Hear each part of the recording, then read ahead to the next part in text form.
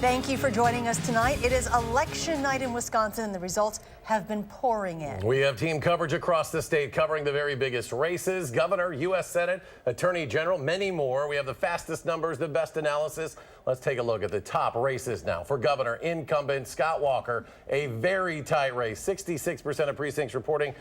The challenger, Tony Evers, with a 50 to 48 percentage point lead. U.S. Senate, this one called very early this evening. Incumbent Democrat Tammy Baldwin declared the winner just as polls closed in Wisconsin, beating Republican challenger State Senator Leah Vukmir with 66% in there. The incumbent senator up by a dozen percentage points. The Attorney General's race, incumbent Brad Schimmel and challenger Josh Kaul. This one almost, or maybe even more, even closer than the governor's race. Josh Kaul clinging to a lead of about 25,000 votes, 65% of precincts reporting. Our chief political reporter, Jessica Arp, she is in Waukesha with Republican Governor Scott Walker with the very latest. Jessica? Yeah, we've been looking over the last few minutes at some numbers. We talk a lot about some of the key Republican stronghold counties, and we wanted to look closer at the turnout that we're seeing in those areas, some of the votes that are coming in, and comparing that to the 2014 governor's race and the levels of support that the governor saw in 2014. Tonight, when we look at Waukesha County, which is where we are tonight, the governor at this point with 99% of the precincts reporting in Waukesha County is underperforming by about 6,000 or so votes. He got about 203,000 votes in 2014. So we're looking at some numbers being a little bit down. In Washington County, he is overperforming in that area by just a few hundred votes. So the margins are quite different here. We're looking at some of these numbers as we see that 2-point race come in. Those are really going to be key as we move along in the night. That's what folks are watching here. We believe that's sort of what the people are following kind of behind the scenes. We haven't had a chance yet to look at some of those numbers out of Ozaukee County, and of course then you get into the Fox Valley areas like Brown and Outagamie County to see what color some of those counties are looking tonight. They can really be some swing areas. So we're looking at some of those areas tonight, trying to kind of parse out what's in, what's out, what's yet to come in tonight to see whether there could be any good news for the folks in this room and whether this might look like Scott Walker may be headed toward a third term or whether it's possible he could be unseated tonight. All right, Jessica Arp reporting from Waukesha tonight. Jessica, thank you. Now, before we go to the other side of that race, to the Evers campaign, we do want to mention some very important news. Much talked about. CBS News now projecting that the United States House of Representatives will now go to Democratic control. They needed 23 seats tonight to do that. They are already there. According to CBS News projections, we don't know how high that'll go, maybe as high as 30 or even more seats taken by the Democrats, but the Democrats have regained control of the United States House of Representatives. Very big news there, projected by CBS News. And back to the race for governor here in Wisconsin. We just spoke with Jessica Arp, who is with Scott Walker's campaign. And now we're going to go with our Susan Simon, who is with the Tony Evers campaign at the Orpheum on State Street in downtown Madison. How's it going there, Susan? Hi, Charlotte and Eric. When it was announced that the Democrats will take control of the House, this place erupted in a huge cheer. It's standing room only in here tonight, a packed house at the Orpheum Theater.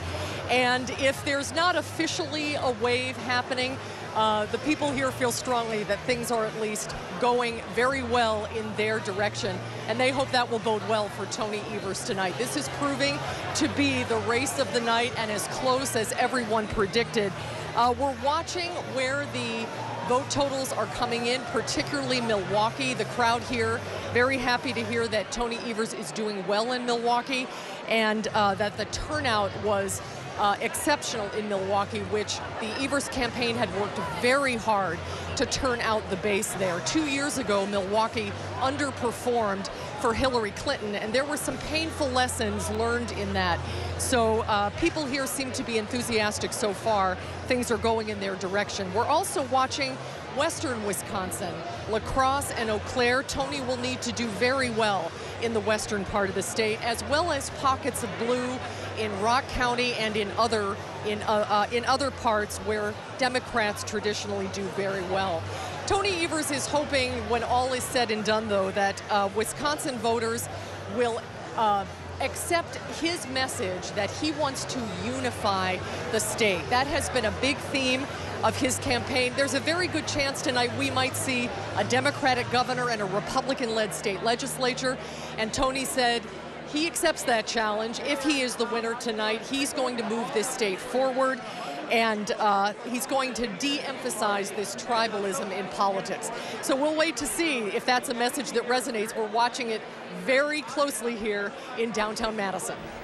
Susan Simon with the Tony Evers campaign tonight. Susan, thank you. Let's go back to the U.S. Senate race. We've heard from Tammy Baldwin already tonight at Monona Terrace, the incumbent winning one of the first races called as polls closed in Wisconsin, beating Republican challenger Leo Vuchmeier. This is with about 70% in, 55-45. Senator Baldwin reclaiming her seat in the United States Senate. Yes, she defeated Republican Leo Vuchmeier, a race that was called early tonight, almost like right at 8 o'clock. Immediately as the polls closed. Our Rose Schmidt is with Tammy Baldwin's campaign at the Monona Terrace with more. Rose?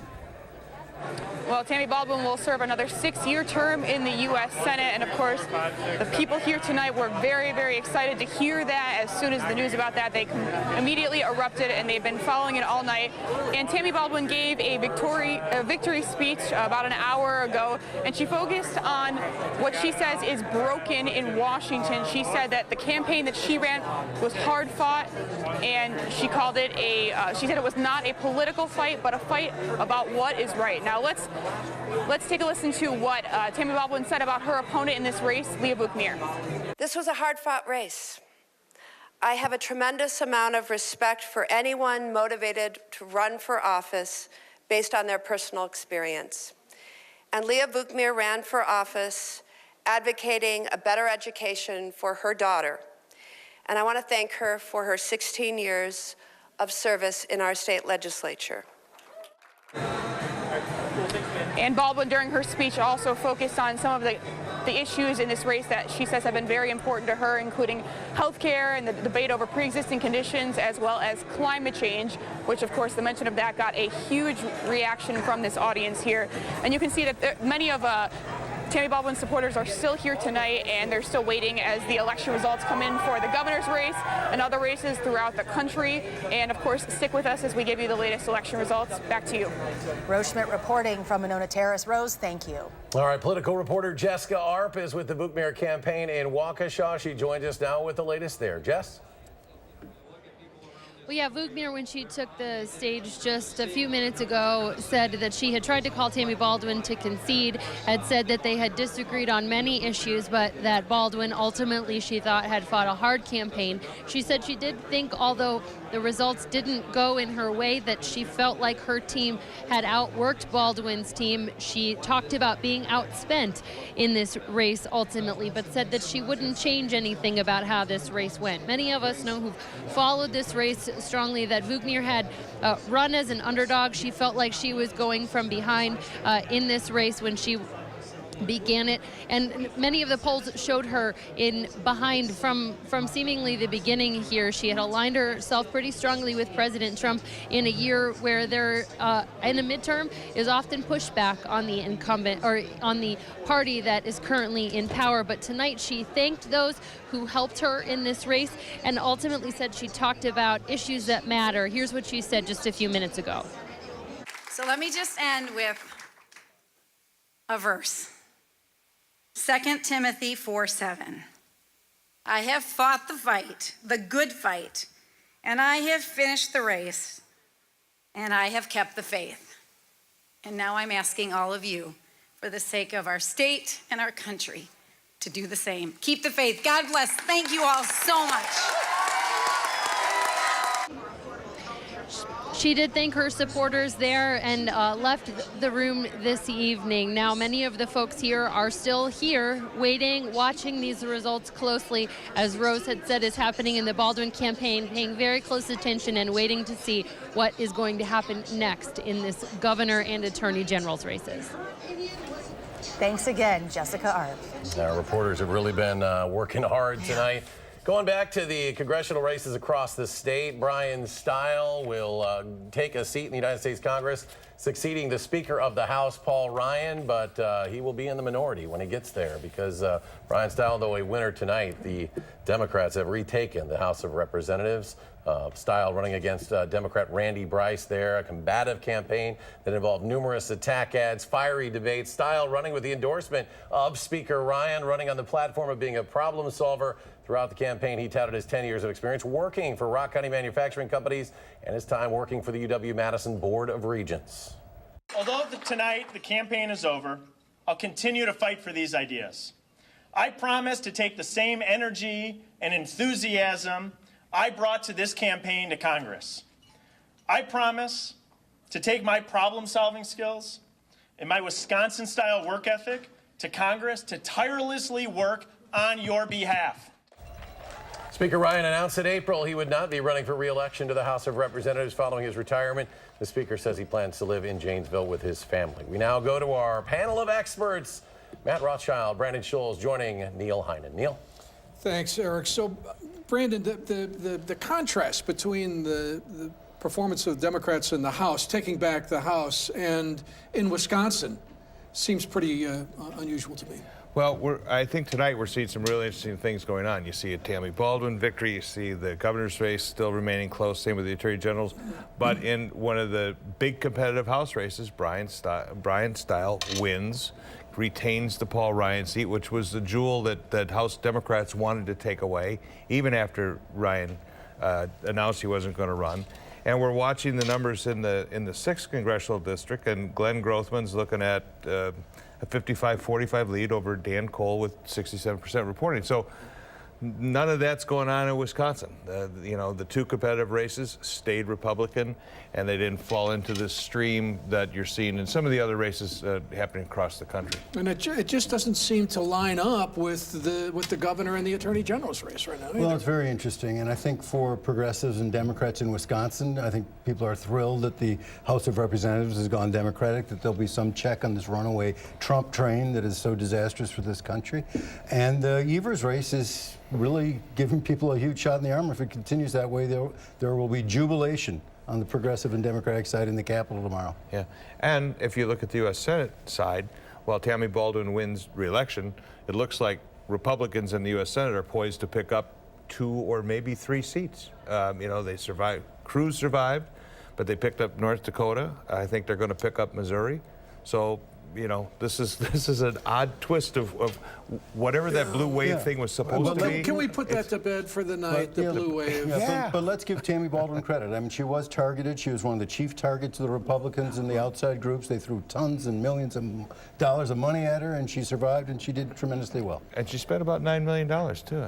Yeah, but she was outspent by the outside groups enormously. And I'm not being facetious about the blue wave, but I mean, that one is going to require a 50, maybe 40, 50 seat turnover in the House. So in terms of an alternative to the Trump policies, are we going to see that? Remember, in 2010, Republicans took 63 seats in the House.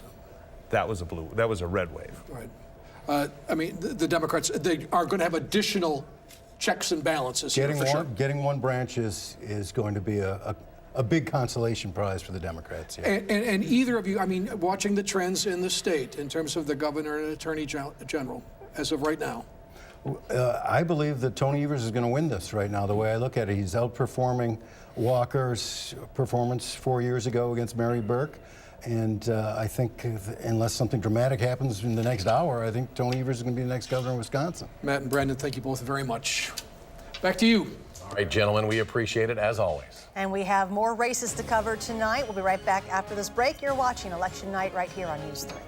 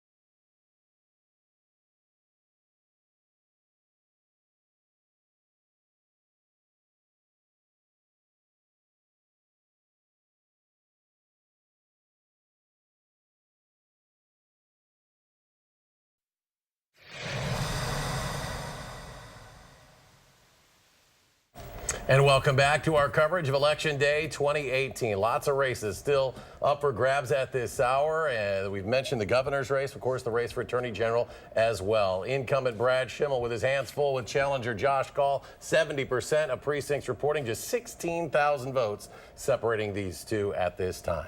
Brad Schimmel's campaign is also at the Ingleside Hotel in Waukesha. News 3's Keely Arthur is there covering the Attorney General's race. Hi, Keely. Hi there. Well, such a tight race. Earlier, Schimmel was having a great time. He was actually jamming out with his band, but now he has left the room, and so have a lot of other people here, very nervous, very anxious. You can see their eyes are glued to the screen. As you mentioned, Eric, very narrow margins, and kind of surprising. People here earlier tonight telling me they thought Schimmel was a shoo-in for this race, and he certainly was ahead in the polls leading up to Election Day. Now things changing a bit, very neck and neck right now with Josh Kaul, and I'll send it back to you. All right, Keely Arthur reporting. Keely, thank you. And our Amy Reed is with Josh Kaul's campaign right here in Madison. She joins us now live at the Concourse Hotel with the very latest. Amy? Yeah, anxious seems to be the word for the evening. People here are also feeling a little anxious with how tight this is. The excitement from Tammy Baldwin's declared win earlier this evening seeming to kind of wear off as they're waiting to hear the results of the governor race and the attorney general race.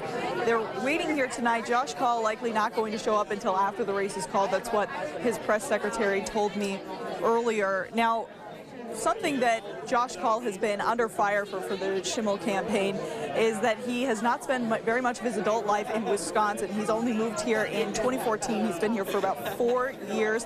Before that, he was a prosecutor in Baltimore, and he took on about 7 cases in the Schimmel campaign, saying that that is just not enough for this. He said that, but the Kaul campaign has responded saying that's plenty. They're federal cases that takes on a lot of defendants, and that gives him the right amount of experience for this. Of course, still up to the voters. A lot of people excited to see a change here tonight, and we'll see if that happens. Back to you. Amy Reed live in Madison at the Concourse Hotel. Amy, thank you. All right, we're going to take a little breather right now. We're going to get an update on your forecast with the loneliest man in the building. Yeah. How's it feeling out there, Gary? My job on election night is just to stay out of the way for the most part. But the weather is quiet and it's cooperating. In fact, I just even saw a couple of flakes of snow fall out here in the backyard. Let's start out by taking a look at Doppler tracking. You can see a couple of light snow showers up in northern Wisconsin. It's possible there could be a flake or two of snow around here, but right now it's pretty quiet in Madison. Live view from the Edgewater Skycam in downtown Madison showing the Capitol and no snow there. High today 47 degrees, but the low temperature of 36 is actually the current temperature now. 36 degrees, mostly cloudy skies, winds are out of the west at 8 miles per hour. Now, as we check out, first of all, want to check out the temperatures across the upper Midwest. You can see just about the entire state of Wisconsin has fallen into the 30s. Milwaukee still holding out at 41, but to the north and west, temperatures are in the 20s north and west of the Twin Cities. That colder air is heading in our direction. There's actually a storm system located up near the U.S.-Canadian border that's kind of moving eastward. The rain showers from earlier today have headed off to the north and east. Some light snow showers to our north, but a very strong jet stream moving across the country brought severe weather in the southeastern part of the country the last couple of days. That has moved off the coast, but as we move into the Midwest, you can see still plenty of clouds around here. Tomorrow will probably be a cloudy day as well. There's actually a second cold front up with those snow showers up in Minnesota. The snow showers will stay to the north, but the colder air will continue to filter down. Notice while we're in the 30s, the 20s to the north and west of the Twin Cities, and then you start getting into the teens and single digits across parts of eastern Montana and western North Dakota. On future track, look for skies to be mostly cloudy through tomorrow, then some clearing late in the day, and that will lead to a colder night tomorrow night with partly cloudy skies, temperatures that will drop off into the middle 20s. Thursday we'll see some sunshine, but the next weather system coming in from the west will primarily produce light snow here because it'll get here Thursday night into Friday morning when temperatures will be in the 20s. So it's possible we could see some minor snow accumulations from that. That storm system heads off to the east, and then even colder weather arrives as we head into the early part of next week. So overnight, look for mostly cloudy skies. It'll be breezy and colder, low temperature dropping to 32, westerly winds 10 to 20 miles per hour. For tomorrow, mostly cloudy, windy, and colder, high temperature only topping out at 41 degrees. As we take a look at future track, the winds will remain fairly brisk for tonight. There's a chill in the air. Those temperatures will drop off to around freezing by tomorrow morning. During the day tomorrow, we'll still see plenty of clouds with highs in the lower 40s. Maybe later in the afternoon, we'll start to see some sunshine come through. That will lead to partly cloudy skies for tomorrow night, and that should allow low temperatures to drop into the middle 20s. Then take a look at what happens on Thursday. Highs reach the upper 30s and then already fall back to around 30 degrees by late in the evening. And you can see the clouds moving in and the light snow already arriving into parts of western Minnesota. And in fact, as we take a look at the snowfall potential, this is for Thursday night into Friday, up to an inch of snow in parts of southern Wisconsin. I think the heavier amounts will be closer to Lake Michigan, where there could be a little more enhancement off of Lake Michigan. Otherwise, the 7 to 10 day forecast calls for very cold weather for this time of year. Highs only in the mid-30s Saturday, upper 30s on Sunday. There's a chance of flurries Sunday and Monday. Windy and even colder on Tuesday with some snow showers, maybe some minor accumulations. Highs in the lower 30s. Temperatures staying below normal through the end of next week. Maybe a little bit of a warm up in temperatures. High temperatures back in the middle 40s by Friday. But that's a cold-looking forecast, at least now that the elections are done. Mother Nature's really getting our attention now. That is. Sure is. Gary, thank you. You're welcome. We'll have more updates in just a moment. You're watching Election Night here on News 3.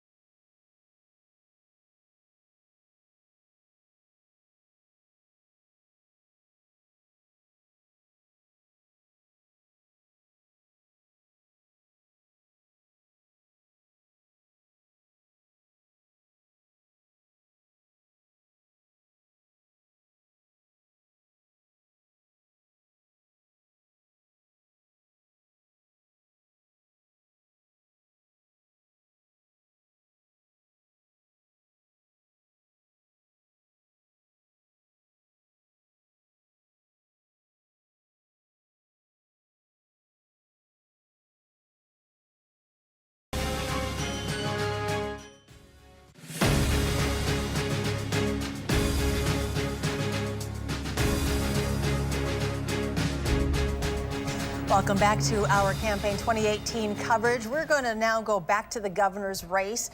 Incumbent Governor Scott Walker still 49% each against Democratic challenger Tony Evers. Well, look at that, 14,000 It's been tight all night long. votes, 74% of precincts where this is going to be very, very tight. Susan Simon is with the Evers campaign tonight, but she is standing by, I believe, with perhaps the most excited man at this hour in all of southern Wisconsin. Susan? He is one of them, that's for sure. Thank you, Eric. I'm here with 2nd District Congressman Mark Pocan, who is running unopposed tonight. Thank you so much for being here. Oh, thank you. How are you feeling? Really good. Tammy had a big win. We picked up the House of Representatives for the Democrats, so that's going to be good. And now we're just hoping that Tony Evers and the rest of the Democratic ticket win. It's really close, but we're feeling very positive about it. Does this feel like a wave to you? I don't know if it's officially been titled that, but do you feel like momentum is in your favor? There's people who won House seats tonight that I've never heard their names before. So really? It's a lot of people that weren't necessarily on everyone's radar screens. It's going to be a good night, and I think we're going to have a good majority in the House of Representatives. What did you think about the turnout, especially in Dane County? It was through the roof. Phenomenal. And across the state, it was really strong. And, you know, regardless of who wins, when more people vote, that's just stronger for democracy. So it just makes the night even stronger. And what do you think is driving that turnout? You know, I think a number of things. On the Democratic side, I think healthcare really was the biggest issue. You know, I'm a pre-existing condition. A lot of people are pre-existing conditions. They're afraid they'll lose their healthcare, and that really was important. And, you know, Donald Trump, I think, was a factor on both sides as well. So a lot of people wanted to be heard this midterm. Well, thank you very much for your time. Enjoy the party, and we'll see what happens the rest of the night. Congressman Pocan, great to see you. Thank you so much. So I'm going to have my photographer, Eric and Charlotte, pan the room a little bit to give you a view of what it looks like here. It is literally standing room only. A packed crowd, very, very high spirits. Everyone is watching on the big monitor behind us. Like right now, Senator Dianne Feinstein, the winner in California. Whenever a Democrat wins and the screen turns blue, there is a very big cheer. Everyone is feeling very optimistic here. Tony Evers, it's still very tight, but he's doing well in all of the places that he needs to do well. And so it remains to be seen if in the remaining counties that have to report, if Governor Walker can close the gap or if Tony Evers is going to be victorious tonight. We'll keep you posted. We're watching it very closely here at the Orpheum Theater. Yeah, the mood, the spirit of those folks down there will hinge on those two races that are left for Tony Evers and, of course, Josh Kaul as well. Our thanks to Susan Simon and Congressman Pocan down there at the Orpheum. All right, so on the flip side, we have Chief Political Reporter Jessica Arp. She's in Waukesha at the Ingleside with Republican Scott Walker's campaign. Jess, what's the latest there? Well, we've been looking at some of the vote totals here. When you look around this room, they're of course watching coverage as well, but you're seeing a lot of people looking at their phones. They're looking at Twitter. They're looking at other House races across the country, watching numbers come in. Sort of a lot of tell me something good going on in this room right now. We've been trying to look at some of the numbers because in a race that could come down to thousands of votes, when you look at what's happening right now, this literally could come down to thousands of votes. We're trying to look for any signs that we could. Of course, we were trying to look at some of the counties, and I mentioned this a little bit earlier in the show, about how Governor Scott Walker performed in 2014 versus 2018. When we look at some of the numbers in Washington County, he's overperforming by about 700 or so votes. He got more votes there this year than he got in 2014. In Waukesha County, that is a different story, a much different story. In fact, in 2014, the governor had 147,266 votes. This is just how many votes he got in Waukesha County that year. Right now, with 99% of the vote in, he has about 139,000 votes. So he's underperforming by a few thousand votes in Waukesha County. We're looking at he's underperforming in Outagamie County right now too, which is another somewhat swing area of the state. So we're going to try to take a look at some of those numbers. I haven't gone and broken them all down yet for Madison and Milwaukee to really see what the differences there are in that race. But that's essentially what we're going to be really parsing down to find out what's going to happen still here yet tonight. All right, Jessica Arp reporting from Waukesha. Jess, thank you. Now, another thing we haven't really talked about at all is the school referendum. We know there are a lot of folks with a lot of tax dollars on the line today, but also your children's futures on the line. Beloit Turner schools, a lot of these numbers just coming into us. Beloit Turner passing a $26 million school referendum there, 57 to 43%. They're going to build a new elementary school in the Beloit Turner School District after 2 previous ones had failed. Evansville Schools, let's take a look at that. It's passing there as well for a new middle school down there in Evansville. That, again, 100% of precincts reporting. That one, $34 million for that new middle school, about $34 per every $100,000 in value. This was a big one in Middleton Cross Plains, $140 million, and it is heading for passage at this point in time. This is a massive school referendum. Again, $140 million a new elementary school, various renovations, and roughly $200 for every $100,000 in tax impact there. And then we have Monona Grove School referendum to spend $57 million on a new elementary school that's actually located in Cottage Grove. That one looks like it's heading toward passing as well, with 70% of the precincts reporting. Always very interesting to watch those and keep up with those school referendums. Just go to channel3000.com. We're going to a voter panel that we've had in our newsroom. We really appreciate these folks joining us to give us their perspectives. They're from all different backgrounds, explaining what led them to vote the way they did today. They're in the newsroom with Neil Heinen. Neil? Yeah, our citizens have been watching the returns all night and thinking about the issues that were very important to them and caused them to vote the way they did. 2 voted Republican, 2 voted Democratic. Ed Paradowski, small business owner. You own a business in Beaver Dam. The Republicans have done very well in the state, particularly on the congressional level, and keep control of the Senate and the Assembly. How did that reflect the issues that you cared about the economy and as a small business owner? Well, and obviously the governor's race hasn't been decided yet, right. But Beaver Dam, Glenn Grothman is our congressman. He is about as strong an advocate for manufacturing as you'll ever meet. Where I live, it's Sensenbrenner, and he's been in his position for quite a while. It just comes back to fiscal economic policy, and that certainly is good for, the thing I say all the time, if you want to help the middle class, help a company, because last I checked, that's where the middle class gets their paychecks. Yeah. Kurt Timlin from Platteville, a member of the Platteville School Board. Did you hear from any of the results tonight? The issues that you were most concerned about? Yeah, I think that obviously one of the big things is there obviously, by what we've seen locally in races, there's obviously still great support for the schools, because it seems like a fair number of referendums are continually passing again. Some of them have been brought up multiple times and are finally passing. So I think there's great support out there still for our schools and things, and I think that's a good thing, obviously. In terms of the Democratic results, Christy Whiting, mother of 3, taking time from your job as an attorney to care for your son. Healthcare was a really big issue for you. Tammy Baldwin won handily. She really emphasized that. Do you think that this is going to have an impact on your main concern? Oh, absolutely. I mean, I'm thrilled that people were listening and that it was very clear that Leah Vukmir didn't do very well at all. My parents might not be happy that I'm sharing this, but, they weren't very pleased with her, and they've been Republicans their whole life, and they were very upset that she didn't have a good answer on pre-existing conditions. They care about my family. They care about some of their own pre-existing conditions, and, they usually vote Republican, and they were not in favor of what she had to say because she didn't have anything to say on the issue. So I think Tammy Baldwin being in favor of protecting health care, really meant a lot in this election. And of course, it looks like Democrats have regained control of the House of Representatives. That could be helpful on health care and pre-existing conditions as well. I hope so. It was really scary what was happening with the ACA last year, and hopefully that we're going to be thoughtful about any changes that come forward and people can work together to think about where we go from here. Michael Bentley, retired, living here in Madison, have grandchildren.